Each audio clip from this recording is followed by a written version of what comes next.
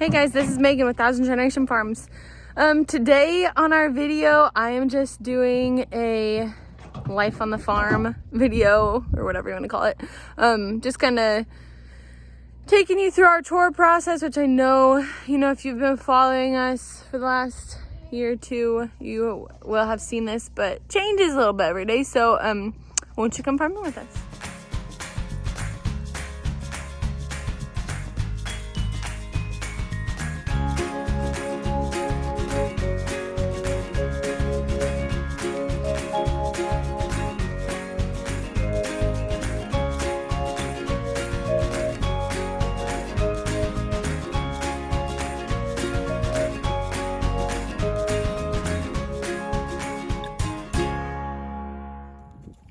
So I'm putting some protein, kind of sweet feed into this bunk, and I put some in that bunk over there. That is our heifer, and then these are our goats. They all are, we just pinned them up in here. So there's this big pin and then this small pin.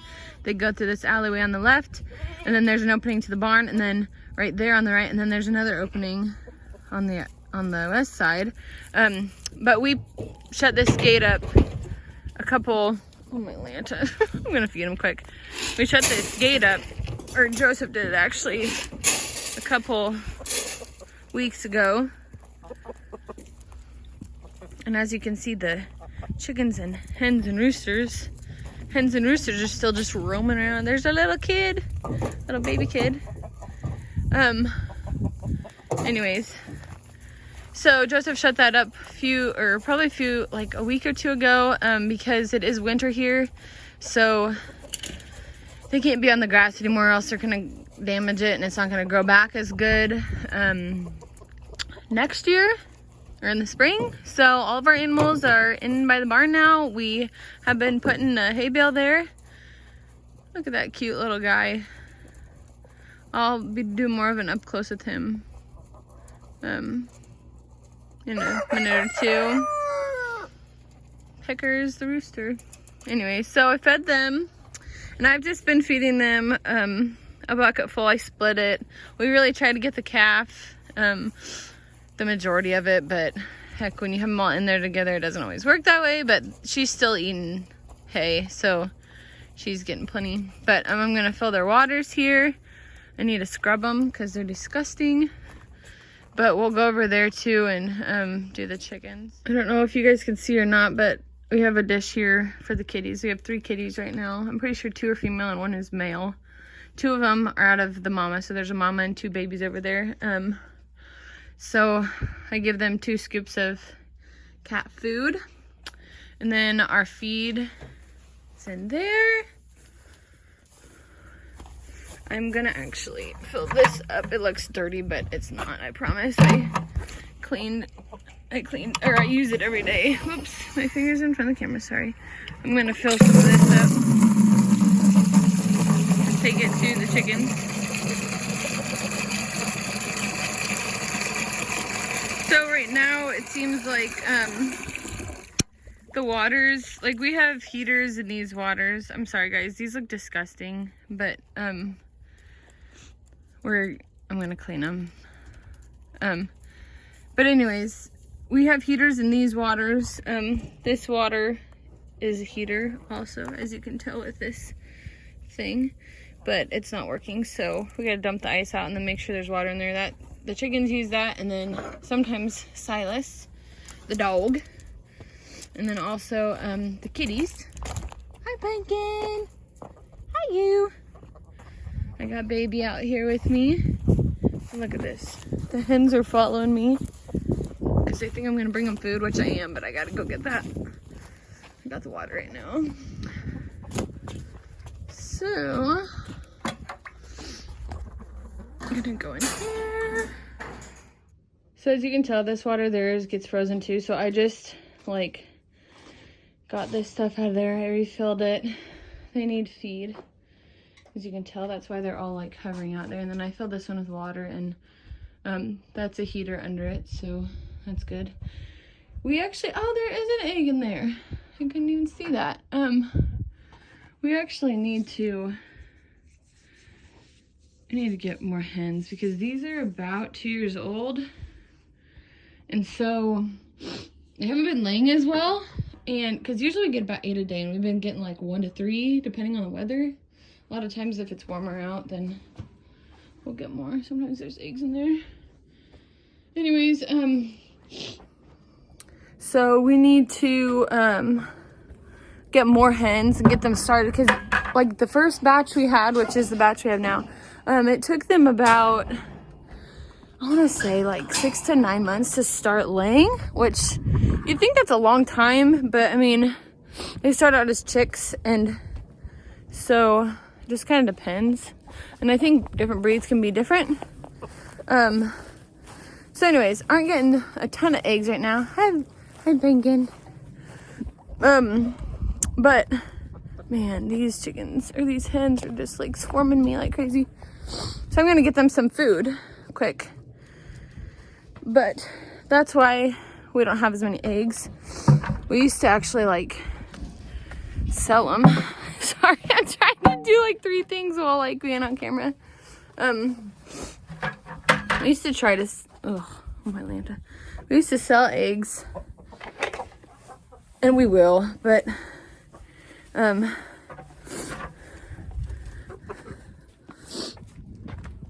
sorry, me and that rooster have a love-hate relationship. Okay, for the 3rd time, we used to sell eggs, and we still do, but we don't get as many. Like the past couple months we haven't been, so we've just kind of been using what we get for ourselves. But when we get more hens and stuff, then we'll start selling them again. So I don't know if you guys seen this, but I have a square bucket that holds our chicken feed. Usually we get 2 bags, I believe, like every 2 weeks, and we go and we fill 2 different square buckets like that with the feed. So probably a bag a week, not too bad. I think they're $10 or $11 a bag, and I have done like a breakdown on how much it costs to feed goats for a year. Maybe I'll do a chicken one as well.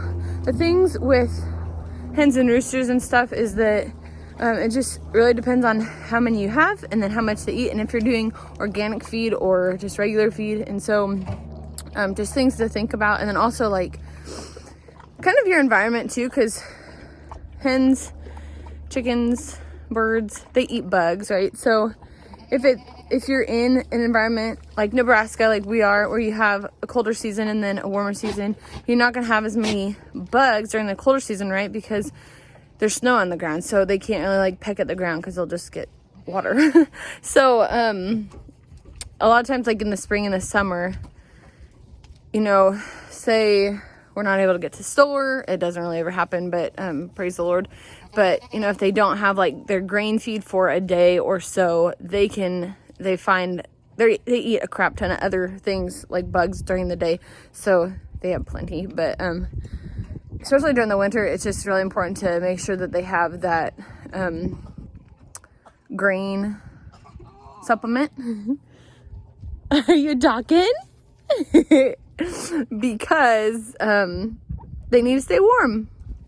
So yeah. So quick story, these 2 actually had babies as well. Our La Mancha, she's probably had like 4 or 5 litters. I'm not sure. She's pretty old. I couldn't tell you how many years, but she's one of my favorite goats. She's a really good mama. And La Manchas in general, they usually have like mostly twins, sometimes triplets. She actually had triplets. They were all healthy and stuff, but because her bag was so low, they weren't able to drink. So we really monitored them, and even like the 2nd and 3rd day they were fine, but then the 4th day we came out and 2 of them were gone, and the other one I think need bottle fed. And a lot of times when you have to bottle feed goats, they just don't have a huge will to survive because they're just so little and young. So she lost all her babies, which is so unusual for her because she is a great mama. And I think that just shows that she's getting older. And so Joseph and I talked about, and Joseph actually recommended that, you know, maybe we just don't breed her back because, you know, if the babies can't be drinking, like if you, I don't know if you can see her. Hi, mama. You can see her bag. I don't know. You can't really see it as she walks down there. Like, they're seriously like maybe 3 inches from the ground, from the edge of her teat. And when the babies drink, they have to kind of bend on their knees and then look up to get that milk. And so if they don't have enough room, you know, it could smother them, or they just might not be enticed to drink. So that happened with her. And then puppy dog here, she actually is probably 3 or 4 years old, but she has never had babies. Well, she finally had twins this year, which I'm so thankful. Praise God that she had a healthy birth. But I guess a lot of, like, she is part boar. I'm not sure if she's full or not. I know she's part, and you can tell by the brown and the white coat. Joseph told me a lot of times boars, like if you think of cattle, if you know much about cattle, there are certain breeds that have more motherly instincts, and then some that are just better for raising beef almost. And so the boar goat just doesn't have a ton of motherly instincts. So a lot of times you really have to, unless you get a super good mama, a lot of times you have to really entice them to feed their babies and care for them. And so like the first day or two, or she actually had twins, which was awesome. And her mom usually had twins. Well, I guess she had singles too, but sometimes she'd have twins. So it wasn't like unusual that she had them. But she, like the first day or two, she was doing pretty good with them. But then after that, I think she, you know, went out to eat with the other goats, like in the pasture, because we had the gate down at the time so they could still get out. And I don't know if she couldn't get back in or what, because our fencing was kind of goofy at the time, or if it was just the boar goat in her that, you know, she didn't, and I mean, first time mom, she didn't know necessarily what to do. The babies, you know, they were good one moment, the next moment they weren't, and we tried to bottle feed. It's just like a weird year for that. Sometimes you have years like that when some survive and some don't. So we could have had, 3, 4, 5, 6 babies, and we only have 1.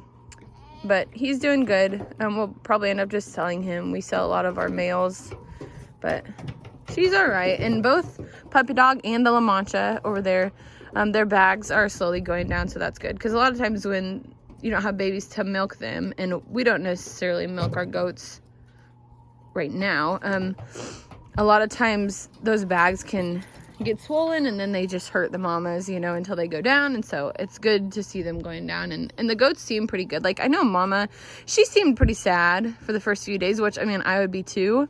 I think goats go through the same thing. I mean, anything that has babies probably go through the same types of things we do as humans, like depression, postpartum stuff. So mama seemed like that, but she seems a lot better. So that's good. Anyways, the last thing I'm going to do is just fill these waters and then clean them, probably drain them, clean them, fill them, and then we are going to go in because it is a beautiful day today, but it seems like it's snowing a little bit. So plus it's about supper time, so I might need to get that stuff. Anyways, thanks guys for joining us today on 1000 Generation Farms. I know I've kind of been AWOL, like 1 video a month. That's not the greatest. I'll try to put up more. We're doing some like DIY stuff in the house, not a ton though. But as always, don't forget to subscribe to our channel if you like what you see. Tell your friends about us. Help us to get that subscriber count up so that other people can know what small farming is about, or small farming operations. And as always, we're just so thankful to have you with us, and we'll see you next time on 1000 Generation Farms.